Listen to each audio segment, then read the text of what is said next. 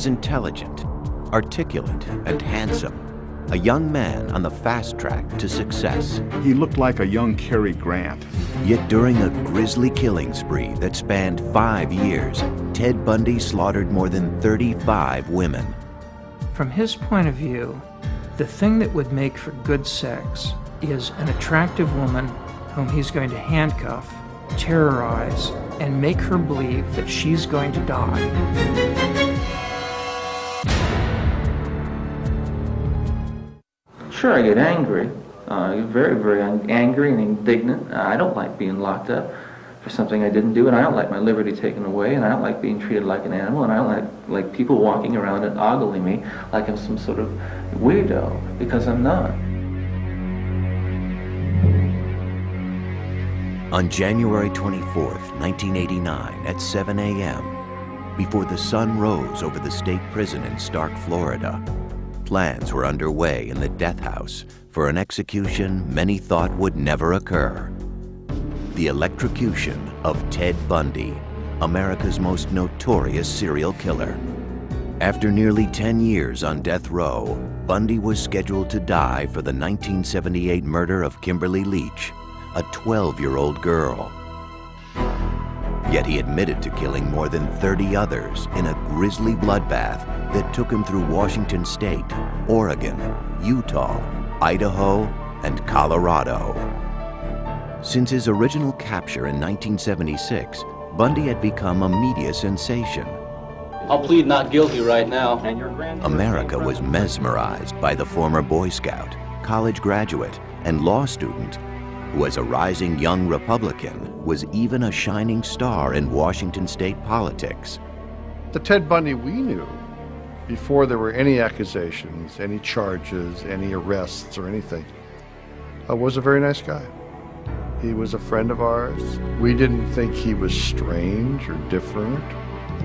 Once he was arrested, Bundy taunted the system.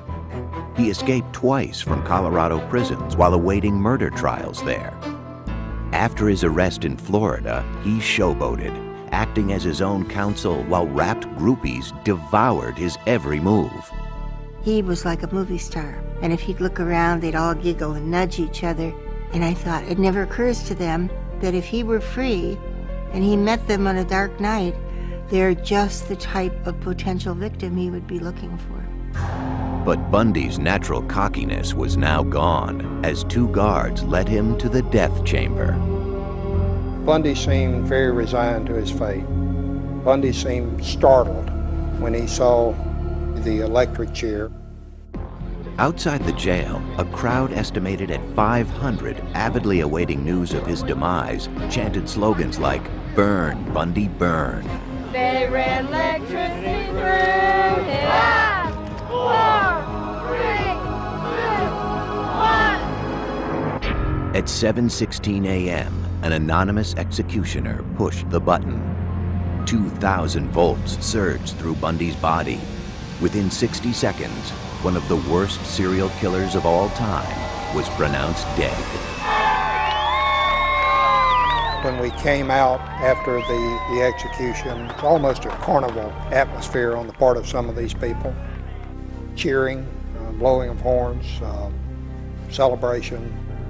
He'd had an easier death than any of his victims. Some 35 women may have fallen prey to him. Only he knew the real number, and he carried that with him to his grave. Police believe Bundy's killing spree had begun in 1974, when he was 28 years old, studying law and living adjacent to the University of Washington in Seattle. He made a very, very positive impression. He was very verbal, articulate, intelligent. I guess if I were to characterize him, he looked like a young Cary Grant. But at that time, no one could guess that this clean-cut and good-looking young man was about to begin a series of rapes, tortures, murders, and dismemberments that would shock the world.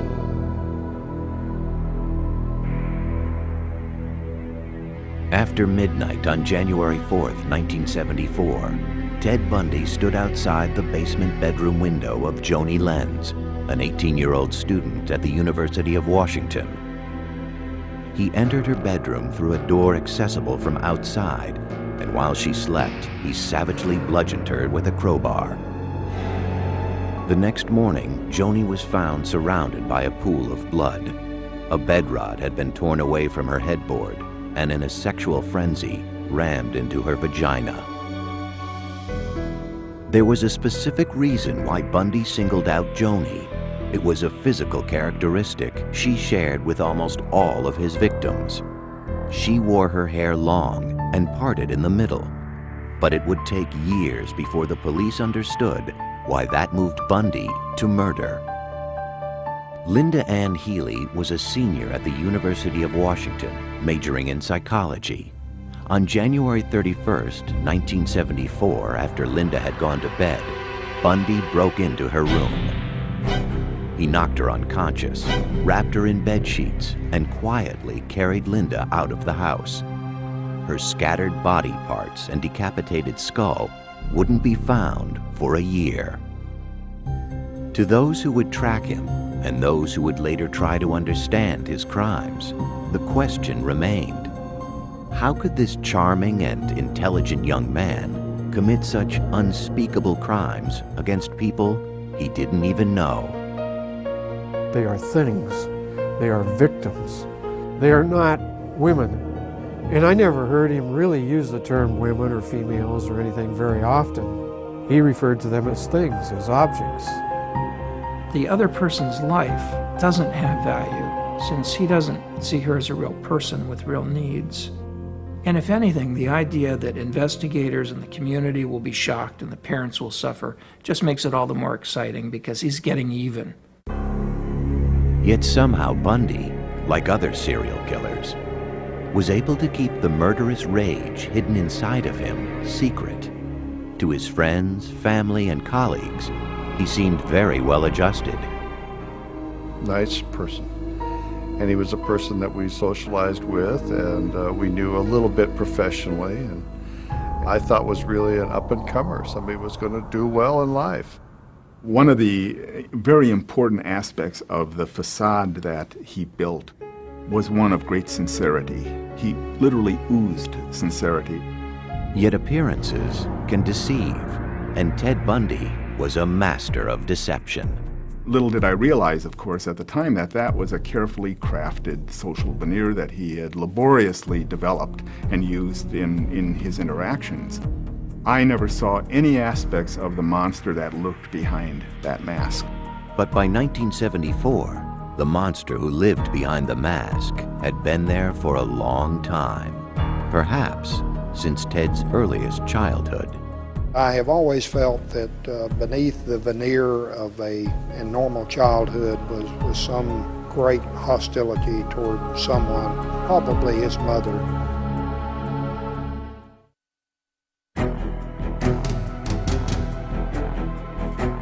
Police believe that in 1974, Ted Bundy embarked upon a series of grisly murders that began in Seattle, Washington, and over a period of 5 years spread through Oregon, Utah, Idaho, Colorado, and Florida. His rampage took the lives of at least 35 young women. When he was arrested in 1976, one of those most steadfast in his defense was his mother, Louise Bundy. She would continue believing in her son until his execution in 1989. My Christian upbringing tells me that to take another's life under any circumstances is wrong.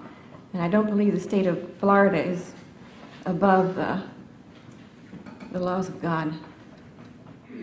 Louise is a petite woman, a very nice woman. She was in denial until the night before Ted was executed, when he told her the truth. Many experts believe the seeds of Bundy's rage were planted in his childhood.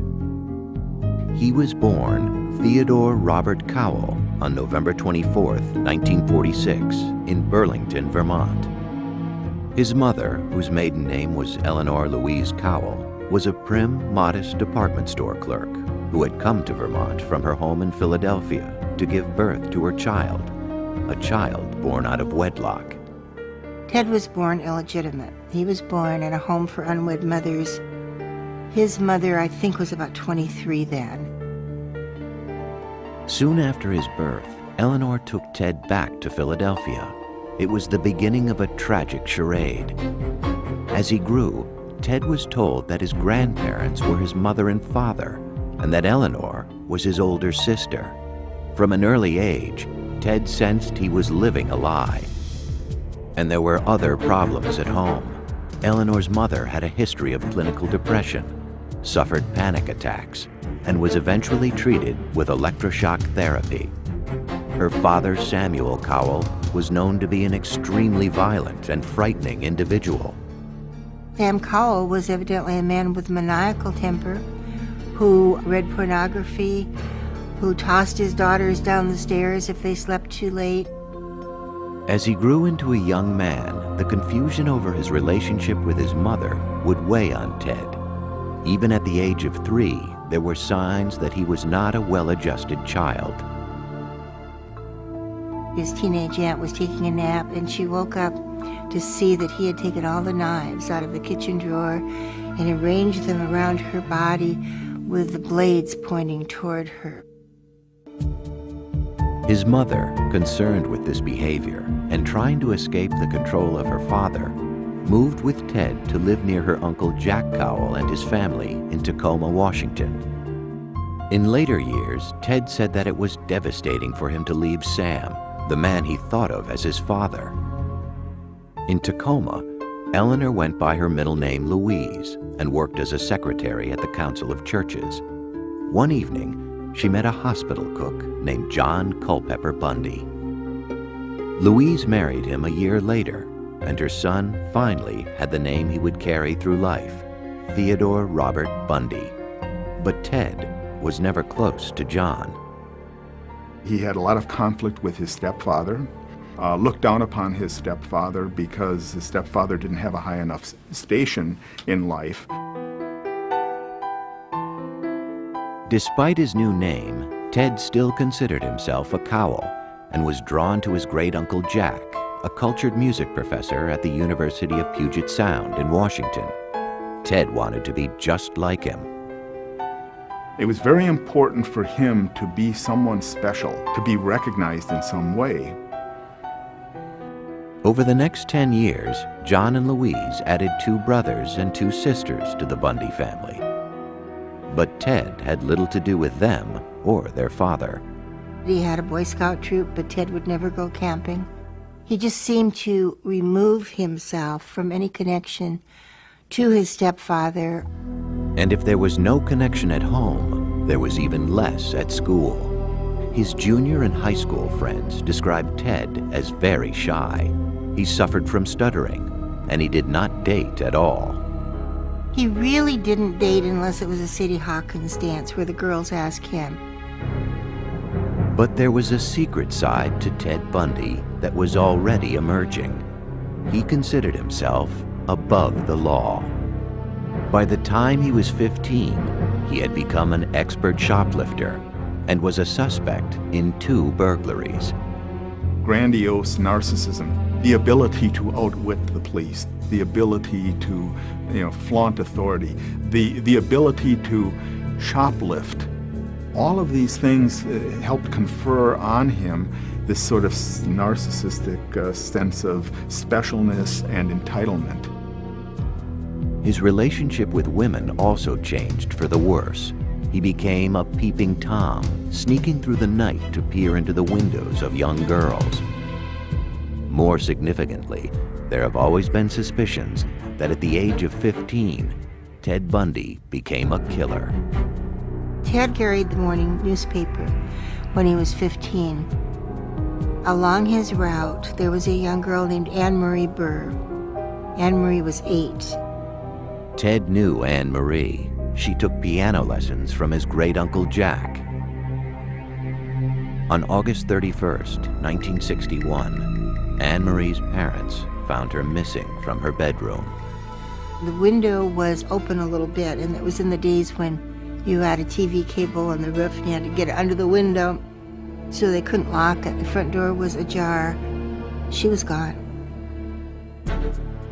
A search that at one time involved 800 soldiers, lawmen, and volunteers found nothing. At the time, no one suspected that Ted may have been responsible for Anne Marie's death. In my mind, she was Ted's first victim. And there would be many more. In the mid-1960s, Ted Bundy was a student at Woodrow Wilson High School in Tacoma, Washington. Even though he was smart, good-looking, and friendly, he was awkward with his fellow students, especially the girls. There seemed to be a real defect in this whole notion of how do you build a close, intimate relationship, and some confusion about that. The arena in which he seemed to feel secure was the school and the classroom where he could use his verbal skills, and that's where he tried to manage teachers' impressions. He graduated from high school in 1965 with a B average. The next year, he entered the University of Puget Sound. But on the huge campus, he felt anonymous and lost. Inside, Ted was very empty and very inadequate. But he could put on the facade of a very sophisticated, educated young man. In 1967, as part of the facade, Ted transferred to the University of Washington's Asian Studies program, where he studied Chinese. He also began fabricating a new personality. If the old Ted was shy and withdrawn, the new Ted would be witty, cool, and self-assured. His deception was about to pay off. At the university, Ted met Stephanie Brooks. He was particularly attracted to her beautiful shoulder-length hair, which she wore parted in the middle. She was wealthy, sophisticated, and worldly.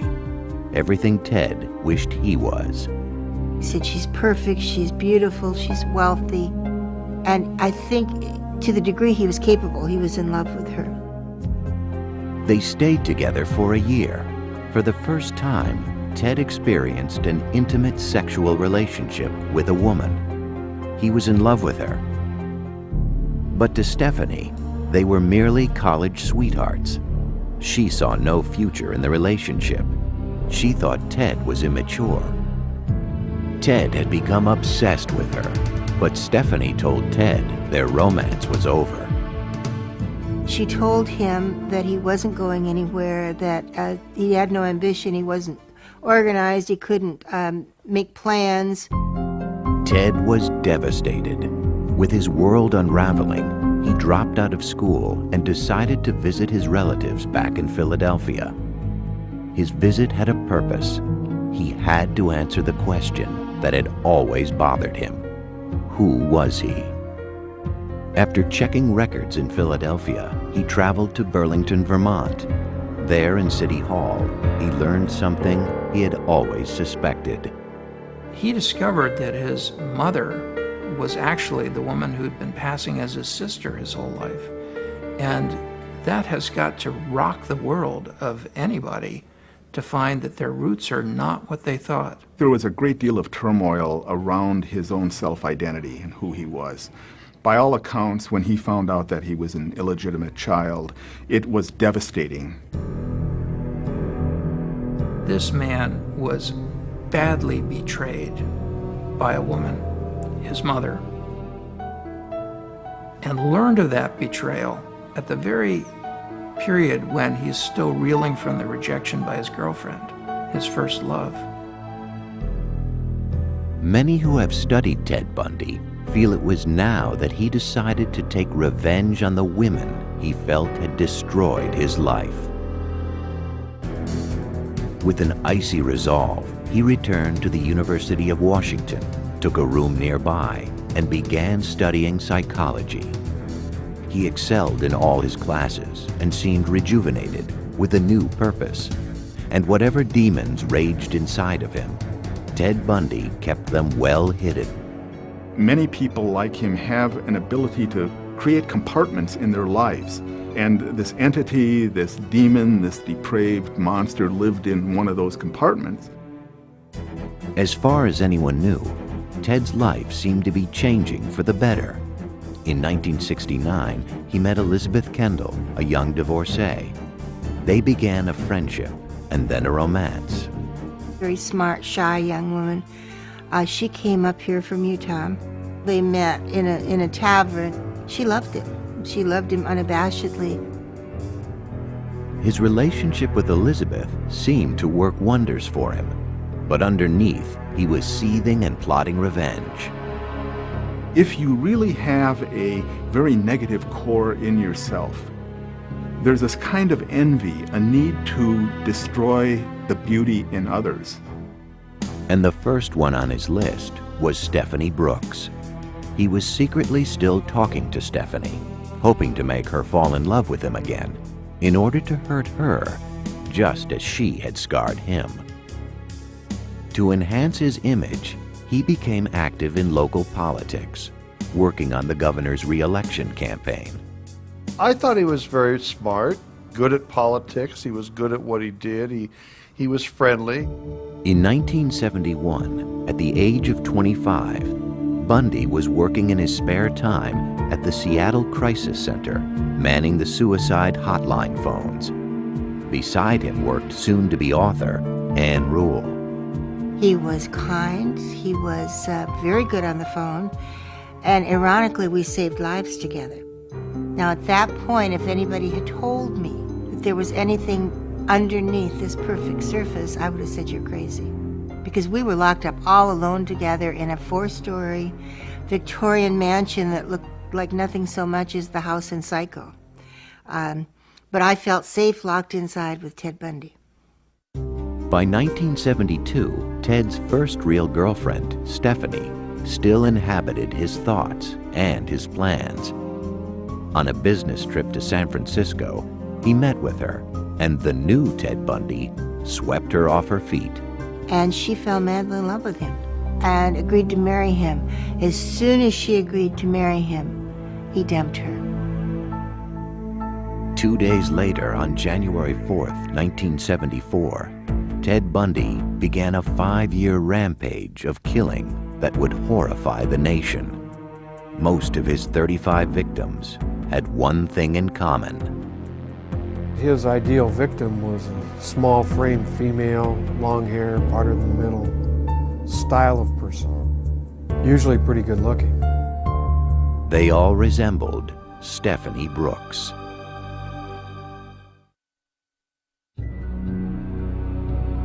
On January 4th, 1974, just days after severing his relationship with Stephanie Brooks, Ted Bundy began his reign of terror.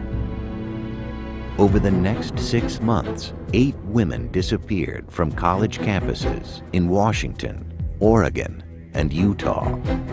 I think he was looking for victims 24 hours a day. There were people that he specifically was scoping out, acting like a predator towards, and then there were those that were just happened to be at the right place at the right time for him. His first 2 victims were students at the University of Washington. People like to believe that it was someone from outside. There must be some depraved killer out there in the community who is coming to the campus. Little did we know that the killer was one of us. Even his girlfriend, Elizabeth Kendall, had no idea who Ted really was. From February through June 1st, Carol Valenzuela, Nancy Wilcox, Donna Manson, Susan Rancourt, Brenda Ball, and Roberta Parks all vanished. Nobody had connected any of these cases together. Different police jurisdictions, different states. This was a terrible mystery. I mean, how could these girls suddenly just disappear? One little girl was walking like 30 feet from the back of her sorority to another sorority, and boom, she's gone. How could this happen? Her name was Georgianne Hawkins. Years later, after his capture, Bundy divulged the perverse methods he used to stalk and capture so many of his victims. He preyed upon their kindness by pretending to be injured. The girls he picked were all helping kinds of people. Here's this guy on crutches often, limping along, dropping his books, And he would ask young women, well, could you help me get these to my car? That was the ruse he used on Georgianne Hawkins. As she bent over to put his books into his car, Bundy grabbed a tire iron he had hidden. He hit her over the head and pushed her into the car. He would secure their hands in some fashion, either with handcuffs, strips of sheet, or leather. His seat was missing, so they could lay down in there and no one would ever see him. Bundy usually drove his victims into the deep woods surrounding Seattle. If they survived his attack with the crowbar, he would sexually assault them. From his point of view, the thing that would make for good sex is an attractive woman whom he's going to handcuff, terrorize, and make her believe that she's going to die. Later, on death row, he was asked what it was like to murder someone. And he answered, murder is not about lust and it's not about violence, it's about possession. When you feel the last breath of life coming out of the woman, you look into her eyes. At that point, it's being God. After he was through, he would discard them deep in the forest, but he would return later. He was going back over and over and over again to crime scenes. Not to just destroy evidence or anything, but to do things with those bodies. We suspected he took a whole body home with him because we had one victim that was totally made up with stuff that she never wore. Bundy's use of makeup is simply to make a victim more attractive, but apparently he didn't require it. He went back to decomposed corpses and still had sex with them. To the psychiatric experts who studied him, Bundy was unique, straddling two different categories of serial killers. He is both a sexually sadistic serial killer. He's also a necrophilic serial killer. The common characteristics are perversion, lack of conscience, and a willingness to sacrifice others' lives for one's own sexual pleasure. There's not a lot more to it than that.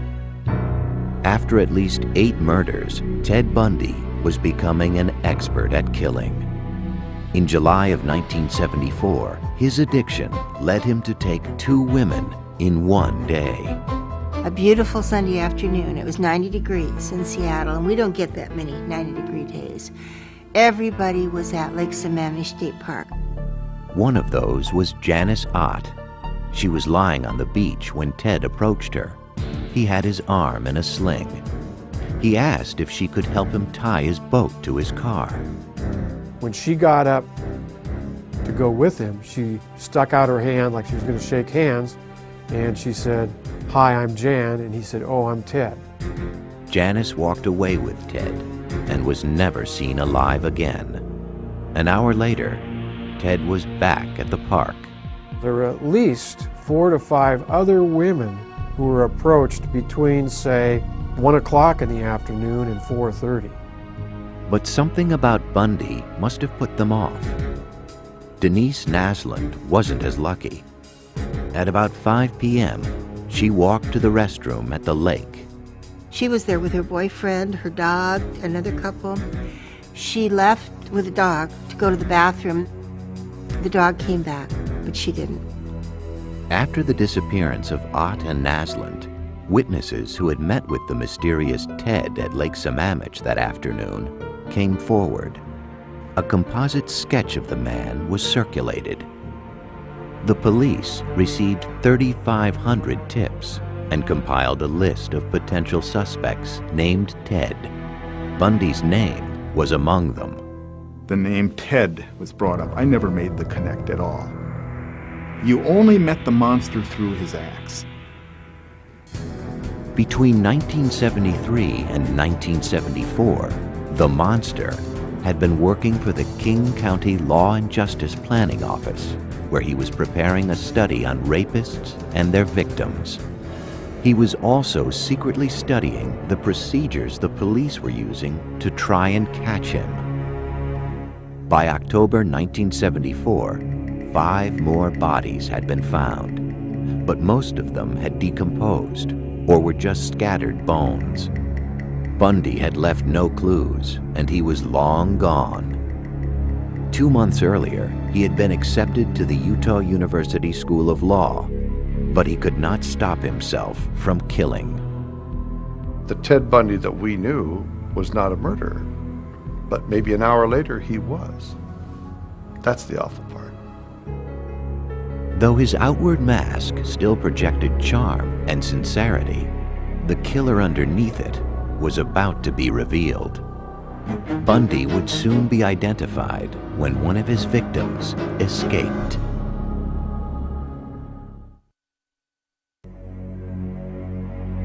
By early November 1974, Ted Bundy had murdered at least 11 women in Washington and Oregon, and 2 more in Utah, where he was now living.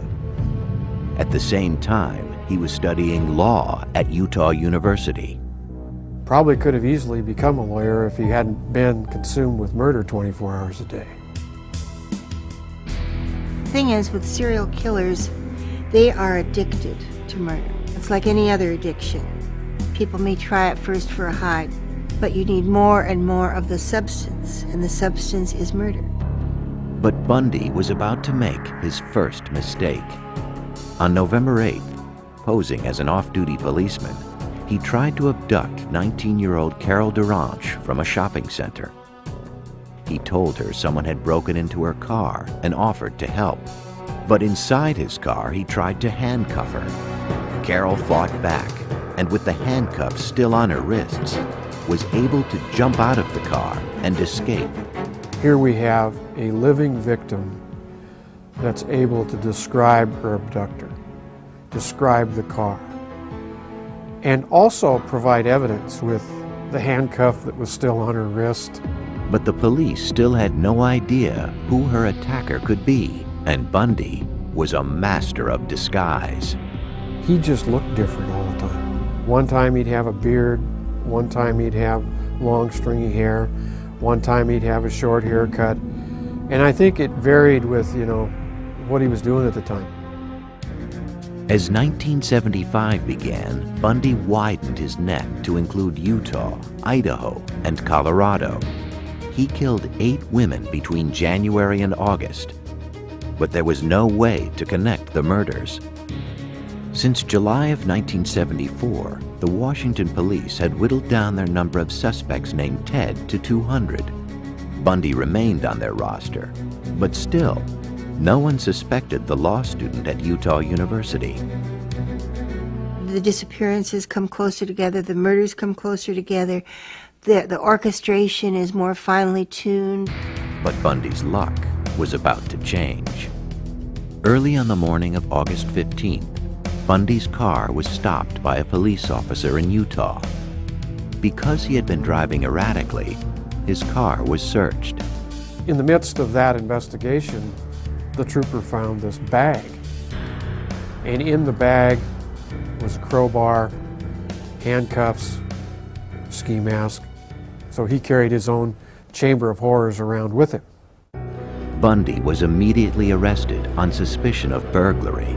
They also found gas receipts and maps that later linked Bundy to the sites of the abductions in Colorado. And more importantly, in a police lineup, Carol DeRanche identified Bundy as the man who had attacked her. We were shocked. We couldn't believe it. We tried to raise money for a defense fund for him and tried to protect him. We couldn't believe it. They had to have the wrong guy. On February 23, 1976, Bundy went on trial for her attempted kidnapping. As the trial began, Bundy sat in the courtroom, totally convinced that he would be found innocent. But on the stand, Carol DeRanche told of her ordeal at his hands and pointed Bundy out as her assailant. He was found guilty and sentenced to 15 years in prison. While he was incarcerated, investigators linked him to the murder of Karen Campbell in Colorado. But nothing fazed Ted Bundy, even being featured as the lead story on the evening news. Have you ever physically harmed anyone? Ever physically harmed anyone? No. No. Again, not in the context of things. that you're speaking of. Ted was very self-assured to the point of cockiness. Even when the murder charges had been filed. In April of 1977, he was transferred to Colorado to await trial. There, Bundy fired his lawyers and was granted permission to defend himself in the upcoming case. Bundy had supreme confidence in his intellect, in his ability to beat the system, to work the system. Even if it meant avoiding trial completely. 2 months later, after casing out the court's law library, he jumped out of a 2-story window and escaped. Though captured 6 days later, he wouldn't stay locked up for long. I've matured in the past year. Believe me, I've grown in the past year, and I've learned a lot of things about myself in the past year. My only misgivings is that I might never be in a position to apply it, on the streets where I'd like to apply it. But soon he would apply it. On New Year's Eve, 1977, Ted Bundy shimmied through an air duct of the Colorado jail and walked to freedom. He went through the top of his cell, down through the jailer's apartment, out into a blizzard. Free once again, Ted Bundy would continue to kill. Ted Bundy had succeeded in a spectacular prison escape and had made his way to Florida. He was now on the FBI's most wanted list, something he must have relished. Loved it, loved it. I always said that infamy became Ted. He changed his name, grew a beard, and spent his time walking the Florida State University campus in Tallahassee. I think it was about January 8th when he rolled into town, determined, as he said in his confession, never to so much as jaywalk. But he wouldn't keep that resolution. Sometime after midnight on January 15, 1978, just 2 weeks after his escape, Bundy entered the back door of the university's Chi Omega sorority house. As his victims slept, Ted Bundy crept from room to room. He bludgeoned, raped, and killed Lisa Levy and Margaret Bowman. He assaulted and almost killed roommates Karen Chandler and Kathy Kleiner. I think he went in that house to kill every single woman in it. But Bundy wasn't finished. Less than a mile away, he broke into the apartment of Cheryl Thomas. Though he savagely beat her and left her to die, she survived. She was the 5th woman Bundy had attacked that night. It's not something that's causing him guilt because he's free of that. He feels justified and entitled. After what women did to him, why shouldn't he do this to women? 3 weeks later, he would kill again. His victim was 12-year-old Kimberly Leach, an attractive and popular junior high school student. Kimberly was kidnapped, brutally assaulted, and killed. On February 15, 1978, a patrolman pulled over a VW Bug that had been reported stolen. Ted tried to flee on foot. There was a struggle, there was actually a round fired, and the officer was able to bring Ted into custody. Bundy was arrested and identified. Over the following months, investigators in Florida gathered evidence that tied Bundy to Kimberly Leach's murder and the murders and assaults at the sorority house. Though other states sought to extradite Bundy, his first trial would begin in Florida on July 7, 1979. You going to represent yourself, or you going to get another attorney? I'm staying with the man I know best right now, and that's me. Bundy acted as his own defense attorney in the Chi Omega murders. He took depositions of witnesses.